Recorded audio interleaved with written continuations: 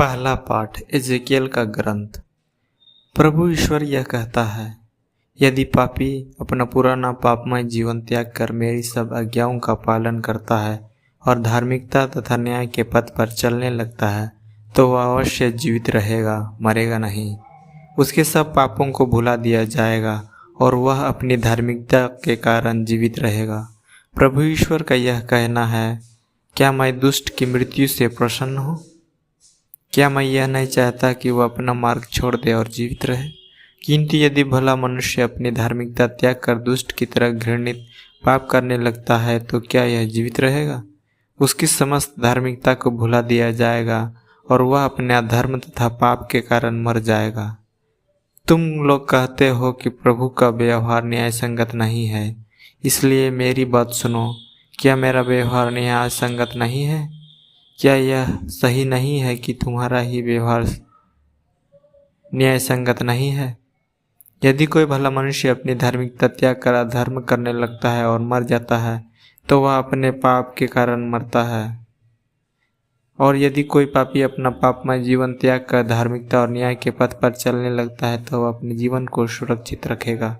यदि उसने अपने पुराने पापों को छोड़ देने का निश्चय किया है, तो वह अवश्य जीवित रहेगा, मरेगा नहीं। यह प्रभु की वाणी है। संत मत्ती के अनुसार पवित्र सुसमाचार। यीशु ने अपने शिष्यों से कहा, यदि तुम्हारी धार्मिकता शास्त्रियों और फरीसियों की धार्मिकता से गहरी नहीं हुई, तो तुम स्वर्ग राज्य में प्रवेश नहीं करोगे। तुम लोगों ने सुना है कि पूर्वजों से कहा गया है, हत्या मत करो। यदि कोई हत्या करे तो वह कचहरी में दंड के योग्य ठहराया जाएगा।